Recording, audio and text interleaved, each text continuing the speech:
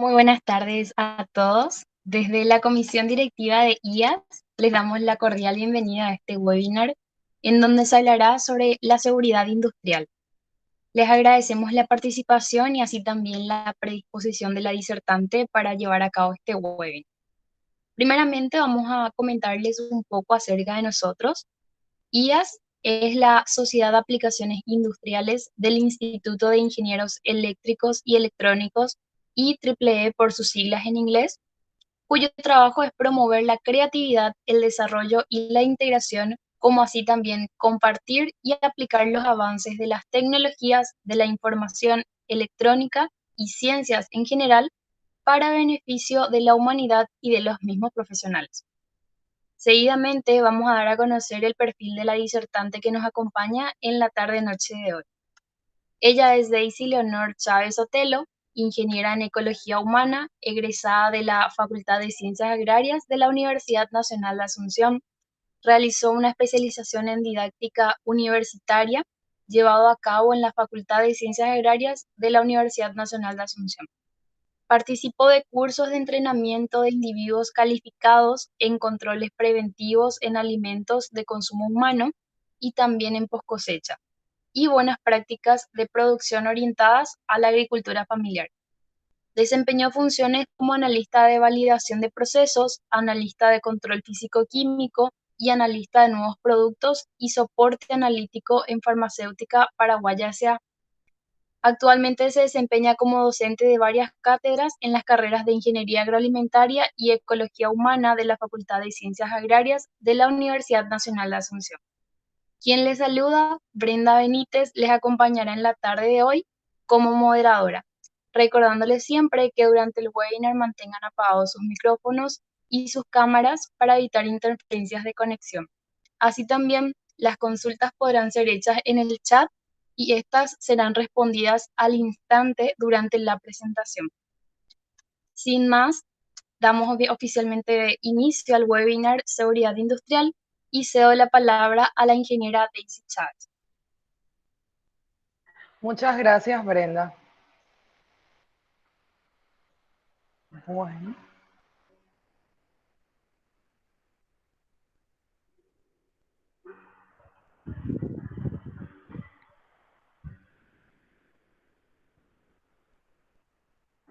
Bueno, esta tarde vamos a estar hablando sobre la seguridad industrial. Vamos a tocar los siguientes puntos: la importancia de la seguridad industrial, los equipos de protección personal, qué es la mejora continua, cuáles son sus herramientas y sus aplicaciones, y cómo esto se relaciona con la evaluación de riesgo. Bueno, porque, ¿qué es la seguridad industrial? Vamos a hablar de eso. La seguridad industrial es una ciencia que busca proteger tanto al trabajador como a los recursos de la empresa. Busca optimizar el desarrollo de las funciones dentro de un ámbito laboral a través de varias herramientas que utiliza la seguridad industrial para lograr este fin. Entonces, durante la vida laboral, la seguridad industrial se encarga de proteger la salud de los trabajadores, los bienes o los recursos de la empresa. Como les dije, así busca optimizar el trabajo del personal y a su vez reducir los riesgos del medio ambiente. ¿Qué tipo de riesgos? Vamos a hablar más de la seguridad industrial orientada a la industria, porque en este año que estamos con la pandemia también se habla mucho de lo que es la seguridad para riesgos biológicos por el COVID. Pero ese es un tipo de riesgo, el riesgo biológico. Luego tenemos riesgos físicos, como caídas, como golpes que podamos sufrir.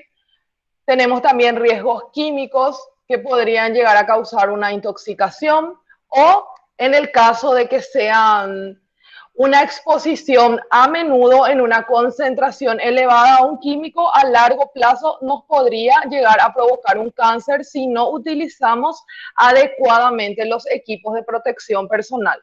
Luego tenemos los riesgos ergonómicos que se dan por una mala posición para realizar el trabajo. y eso hace que nuestro cuerpo, nuestras articulaciones sufran un daño. Luego tenemos los riesgos psicosociales. Esto es algo relativamente nuevo que salió en el tema de la seguridad industrial, con el tema del mobbing, por ejemplo, el hacerle bullying a un compañero de trabajo desde los altos puestos o desde los puestos más bajos hacia arriba. O sea, el mobbing se puede dar en cualquier estrato de la vida laboral y es una forma en la cual la persona tiene un menor rendimiento. También puede ser riesgo psicosocial, un demasiado trabajo o demasiadas horas laborales trabajadas que puede dar se le llama síndrome del quemado, que es la cabeza, que se dice normalmente la cabeza quemada. Entonces lo que ahí tenemos es una pérdida en cualquiera de los casos. Creo que ya hablé de cada uno de los riesgos. En cualquiera de los casos da una pérdida del rendimiento, una no optimización de ese recurso humano laboral, porque la empresa lo que quiere es que nosotros rindamos al 100% para realizar adecuadamente nuestro trabajo. Para eso nos brinda medios de protección colectivos, medios de protección personales y un ambiente laboral saludable, para que nosotros podamos dar ese 100%. Entonces, normalmente con lo que las empresas lidian es con el ausentismo, baja productividad y otro tipo de cuestiones que al fin y al cabo denotan una pérdida económica para la empresa y en algunos casos para el trabajador.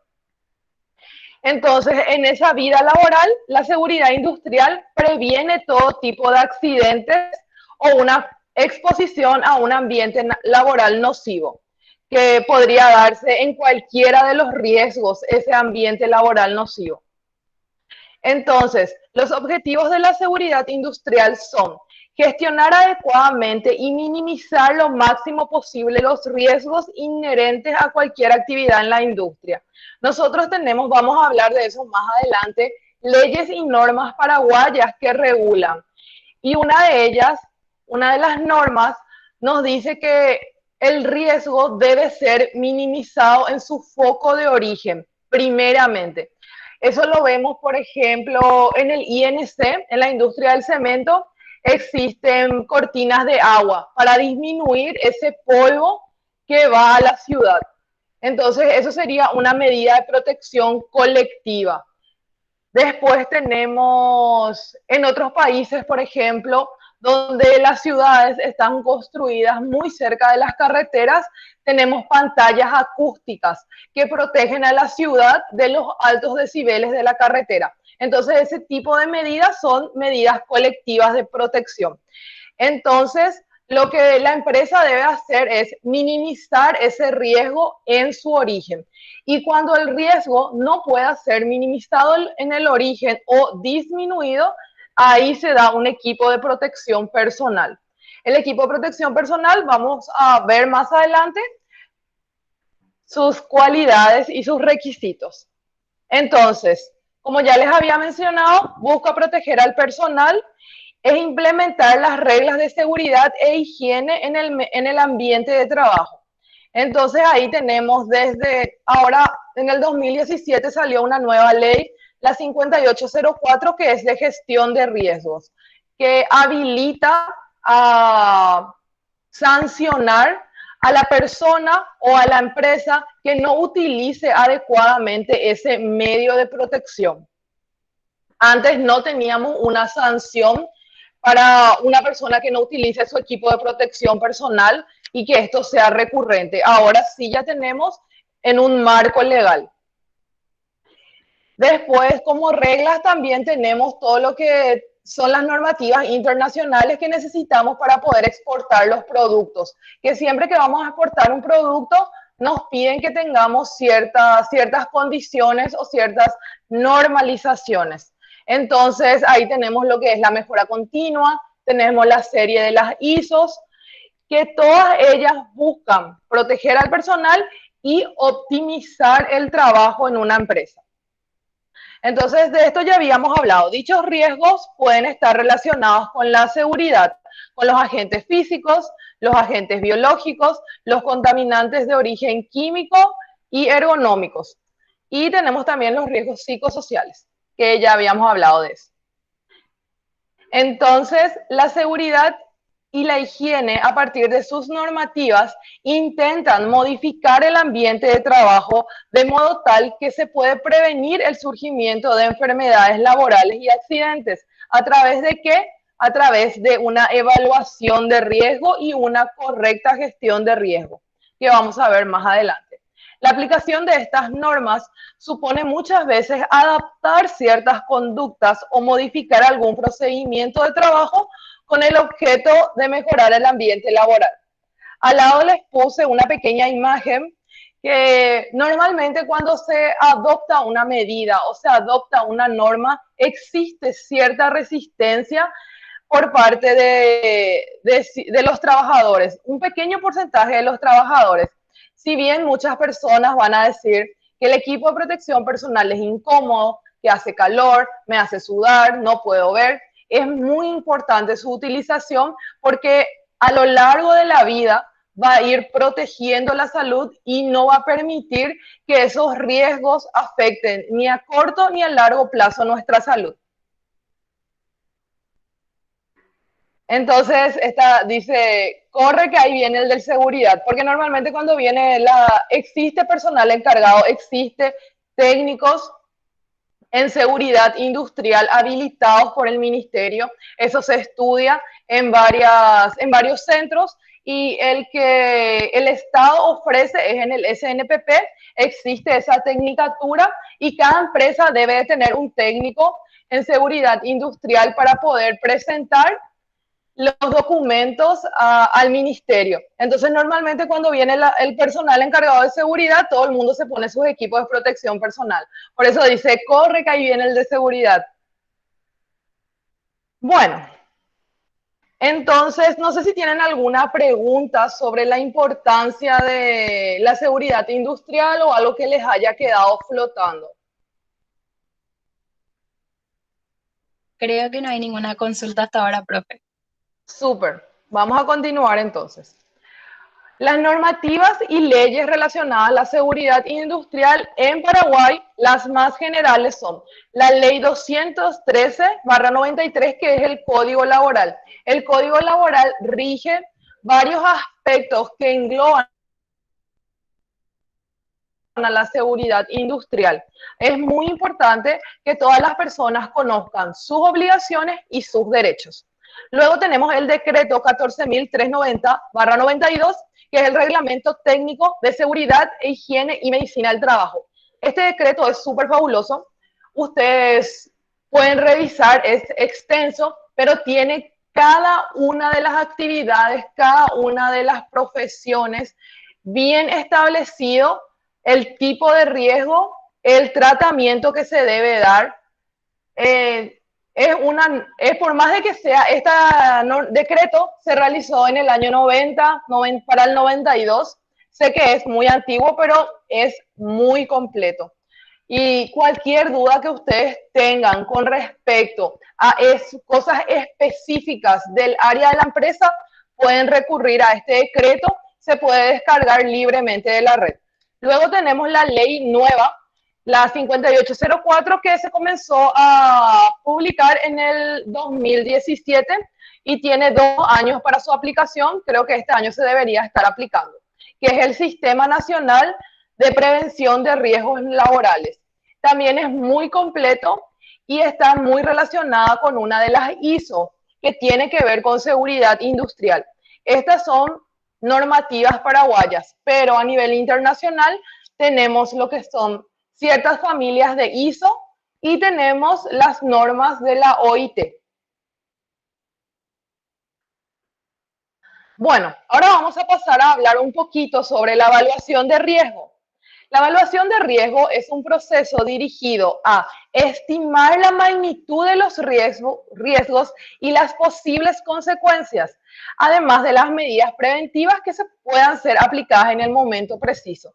Más adelante en la presentación les puse las matrices Y existen varios métodos para realizar esta evaluación de riesgo. Yo les voy a mostrar uno que es el más común y es el que recomienda el sistema de gestión de riesgos en la 5804. Entonces, tiene por objeto proporcionar información sobre los peligros y los riesgos laborales presentes en las actividades y ellos así pueden prevenir los daños a la salud de los trabajadores, a las instalaciones y al medio ambiente. Bueno, entonces esta evaluación de riesgo es una parte de la gestión de riesgo. ¿Dónde aplicamos esta evaluación de riesgo? En cada uno de los puestos laborales que tengamos. Cada sector tiene que tener una evaluación de riesgo, porque una persona que trabaja en recursos humanos igual está expuesto a cierto tipo de riesgos probablemente más ergonómicos que una persona que trabaje en un laboratorio, por ejemplo, que va a estar más expuesto a riesgos químicos o a riesgos biológicos. Una persona que trabaje en mantenimiento probablemente va a estar más expuesto a riesgos físicos o riesgos ergonómicos. Entonces es muy importante que ustedes sepan que esta evaluación de riesgo se realiza por cada sector de la empresa.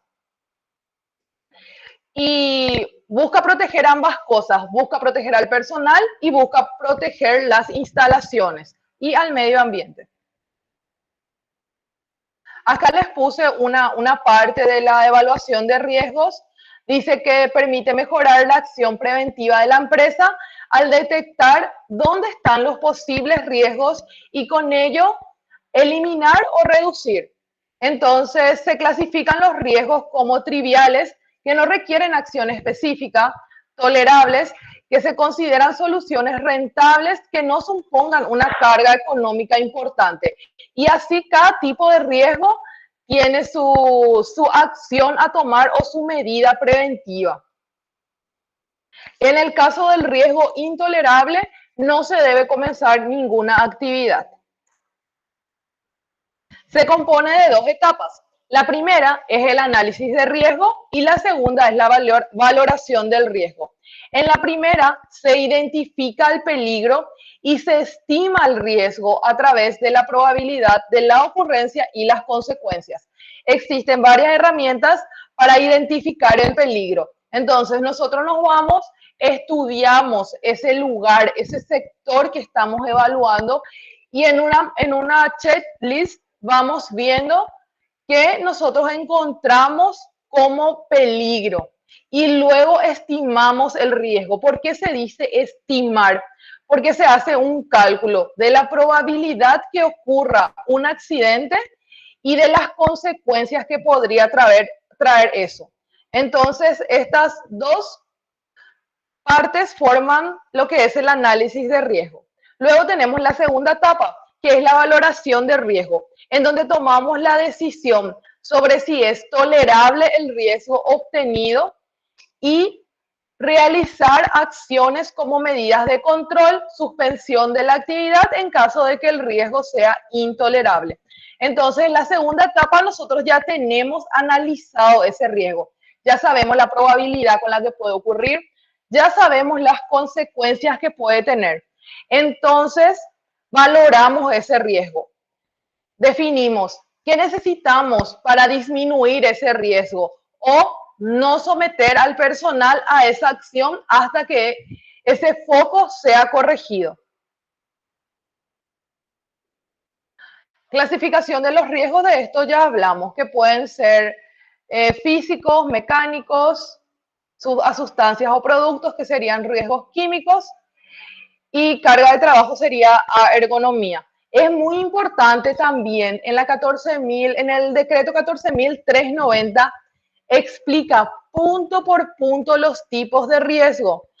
Y existe algo que se llama, si nosotros trabajamos en el laboratorio, se llaman fichas técnicas, que cada reactivo tiene que tener, y esas fichas técnicas deben estar en el lugar donde se almacenan los reactivos. Entonces, nosotros como operarios vamos a saber con qué sustancia estamos trabajando, qué medidas de protección tenemos que tener y qué hacer en caso de un derrame o de una exposición prolongada. Todo eso está en el decreto 14.390, la forma en la cual se realiza la ficha y también los tipos de riesgos detalladamente a los que nos exponemos los trabajadores. Esta es la matriz de análisis de riesgo que le dije que se podía estimar. Entonces, vamos a dar un ejemplo básico. Una persona de limpieza está limpiando el piso en una oficina y no pone una señalización de piso mojado.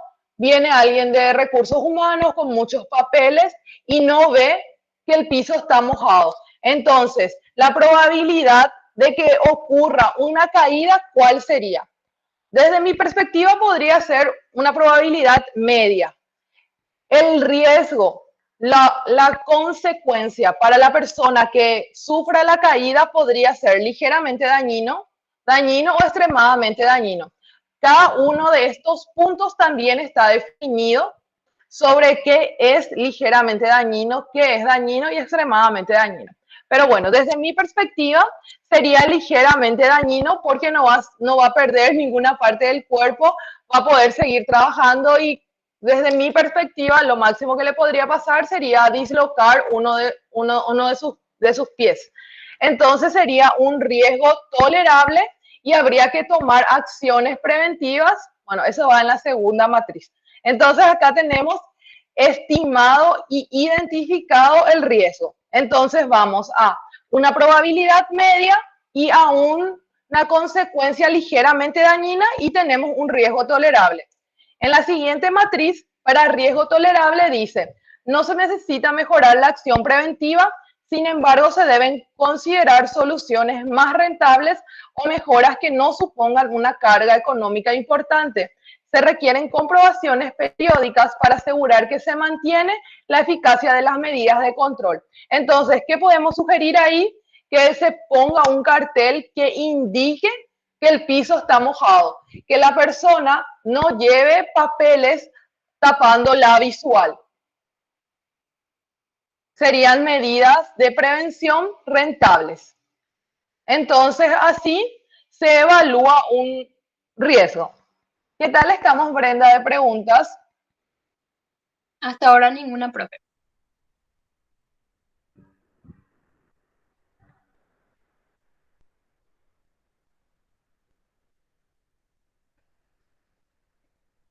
Bueno, voy a continuar.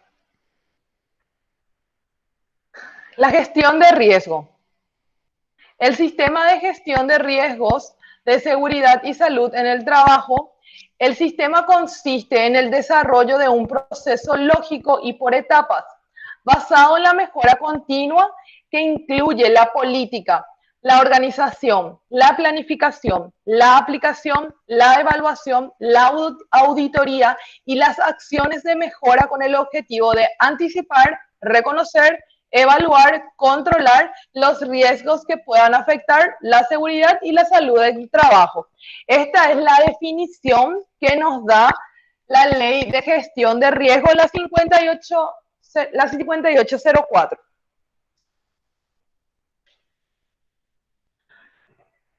Entonces, engloba muchas acciones, nos habla de la mejora continua, nos habla de que una empresa debe tener políticas sobre los riesgos o sobre las medidas de acción. Yo no sé si ustedes ya llegaron a ver en las empresas que dice ese cartel, 0 accidentes en 100 días. Y es un contador de accidentes que puede ser a 100 días o puede ser a un año, a 365 días. Entonces, normalmente se suele dar como incentivo, si 365 días no tuviste un accidente grave, se les da un premio a los trabajadores, que puede ser un asado, por ejemplo, un asado de almuerzo o un asado en la cena, de acuerdo al turno laboral. Y eso entonces sería una especie de premio por una política de la empresa. Obviamente la organización, la planificación, la aplicación, la evaluación, la auditoría, todas son medidas de acción para poder proteger tanto al personal como a las instalaciones. Bueno, muy de la mano con la gestión de riesgo va la mejora continua. ¿Qué es la mejora continua? Según la norma ISO 9000, la definición de mejora continua es la actividad recurrente para mejorar el desempeño. Pero esta definición queda muy chiquitita para todo lo que es la mejora continua. Entonces, les puse un pequeño concepto que dice que la mejora continua es como un conjunto de procesos que se puede aplicar a cualquier área de la empresa, que busca optimizar los sectores o servicios a través de acciones. Este proceso mejora la calidad de los productos, los procesos y los servicios a largo y a corto plazo. Esta es una de las herramientas que tiene la mejora continua, que es el ciclo PDCA, que es planearlo, hacerlo, chequear y realizar la acción. También se dice que todos los sectores de una empresa deben estar comprometidos, desde la alta gerencia hasta el último empleado de la empresa, deben estar comprometidos con este proceso de mejora continua. Normalmente, cuando se va a implementar la mejora continua, se da una capacitación a todo el personal. Entonces, luego de eso ya se comienza a aplicar la mejora continua. No se necesita una inversión de dinero muy grande. Entonces, se puede hacer en cualquier momento, en cualquier ciclo de la empresa. Y una vez que comenzamos a aplicar, se comienzan a hacer los controles internos. Porque parte de la mejora continua es ir chequeando cómo estamos en materia del cumplimiento de las mejoras continuas. Y nuevamente ahí se podrían dar ciertas políticas de recompensas o premiaciones a los sectores en donde las auditorías internas para la mejora continua estén en un 90, 95 o 100%. Existen varias herramientas para aplicar la mejora continua. Por citar alguna de ellas, tenemos el método Kaizen, reflejado en las 5S, el ciclo PDCA y el diagrama de afinidad. Entonces acá les puse un cartelito sobre el método Kaizen que dice que podemos seleccionar un tema, formar equipos, recolectar y analizar los datos, hacer un plan de contramedidas y hacer un seguimiento y evaluación de los resultados y estandarizar. Esto puede ir de controles de limpieza, de no tener cosas que no correspondan al trabajo en el escritorio, de tener el uniforme bien puesto, en los bolsillos tener solo lo que necesitamos para hacer el trabajo, trabajar en un lugar ordenado y limpio. Todo eso incluye la mejora continua. Entonces, nos da una medida de calidad.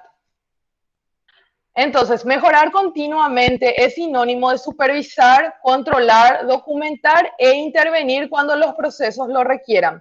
No es necesario esperar hasta el final para emprender las reformas. Puede implementarse en cualquier momento del ciclo luego de una adecuada capacitación. Bajo este modelo de mejora continua de la calidad, acción, supervisión son dos elementos compatibles sobre todos los complementarios, buscando siempre alcanzar la excelencia en los servicios y en los procesos. Bueno, ahí terminamos lo que es la parte de mejora continua y vamos a los equipos de protección personal. ¿Tienen alguna pregunta, dudas, algo que les pueda aclarar? Creo que está súper bien, profe, por eso no tiene ninguna duda hasta ahora.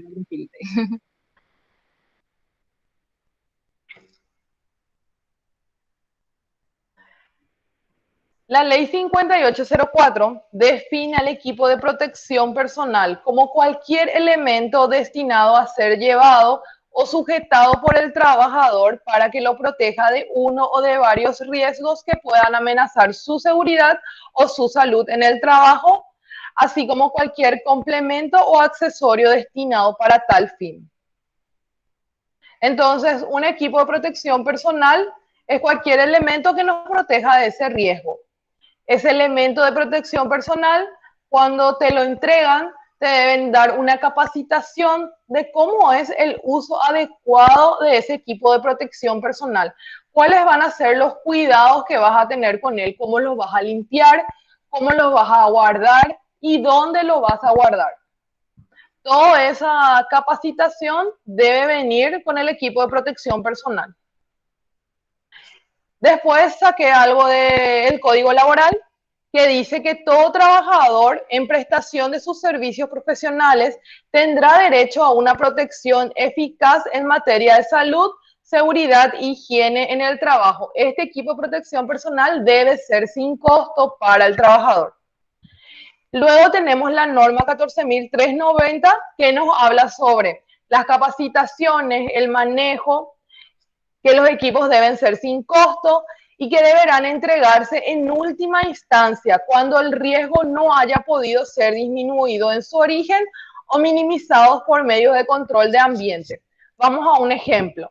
Un trabajador que está trabajando cerca de una máquina que emita más de 85 decibeles, ¿qué hacemos? Le damos un tapa oídos que sea para decibeles mayores a 85 o intentamos encajonar ese sonido, encajonar esa máquina con pantallas acústicas para que el sonido se disminuya o se elimine.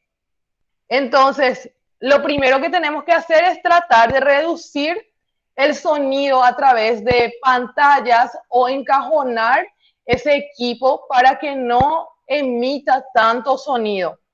Y de ahí vemos a cuántos decibeles llega ese equipo con esa medida de protección y de acuerdo a eso le damos un equipo de protección al personal adecuado a los decibeles que está emitiendo ese equipo. Eso es lo que quiere decir esta parte de la norma. Bueno, ¿qué tenemos que tener en cuenta para seleccionar ese equipo de protección personal? Según la 14.390, nos dice que tenemos que identificar y localizar el riesgo, definir las características del riesgo y su origen. Luego, ¿qué partes del cuerpo deben ser protegidas de acuerdo a ese riesgo? El cráneo, la cara, el aparato visual, el auditivo, el tronco, extremidades superiores e inferiores o el aparato respiratorio.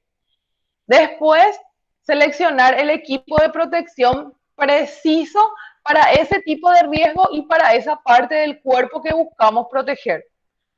Las prestaciones del equipo o equipos frente a los riesgos concretos detectados deben estar garantizados y correctamente autorizados. Esto el ministerio hace unas revisiones y habilita y emite un certificado por cada elemento de protección personal. Entonces, cuando viene una auditoría del ministerio y el personal está utilizando el equipo de protección personal, el auditor puede solicitar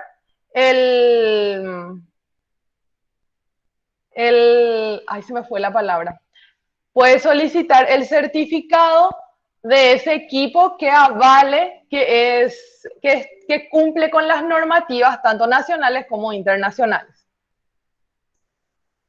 Bueno, luego de la selección tenemos la clasificación de los equipos, que se clasifican en medios parciales de protección que protegen a la persona frente a riesgos que actúan sobre ciertas partes o zonas concretas del cuerpo.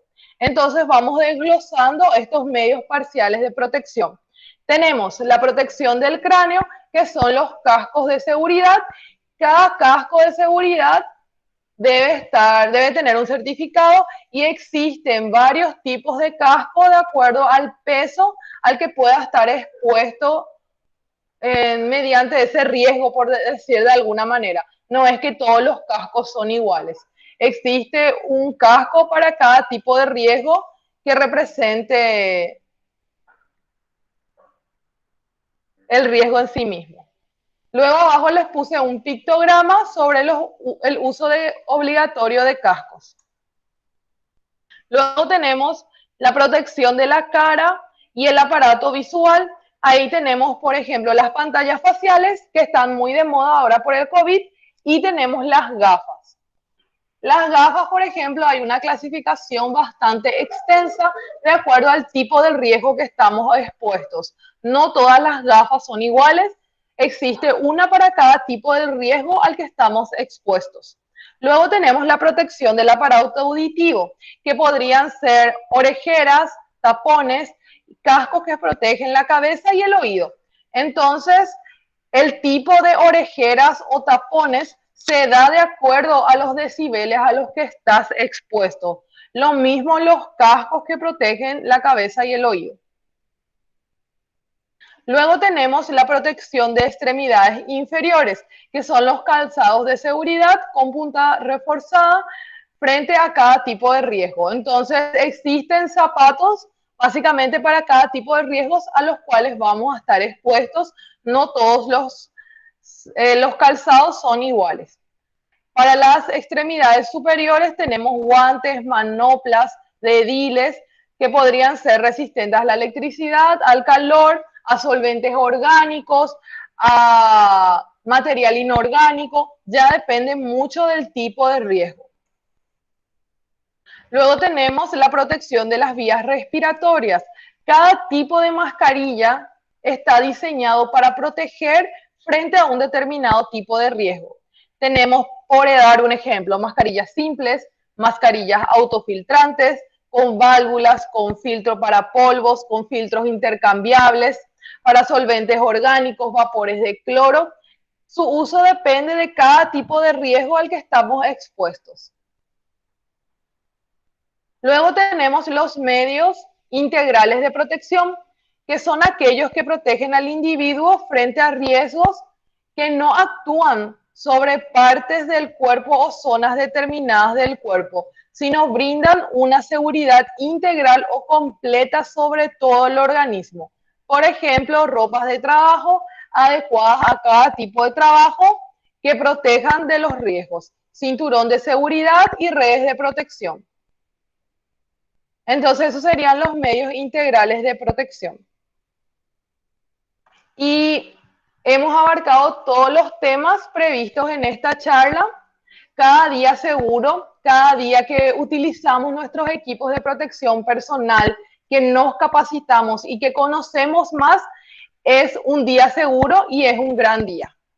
Entonces, muchas gracias. Voy a dejar de compartir. Muchísimas gracias, profe. Creo que todos estuvieron muy atentos y pudieron comprender súper bien lo que fue la charla y por eso no tuvieron dudas. Entonces, desde IAS te damos las gracias por habernos brindado tu tiempo y llevar a cabo justamente este webinar sobre seguridad industrial. Así también a los participantes oyentes que estuvieron muy atentos, también les agradecemos su participación y de mi parte fue un gusto haberlos acompañado en esta tarde y esperamos volver a encontrarnos entonces próximamente. Muchas gracias.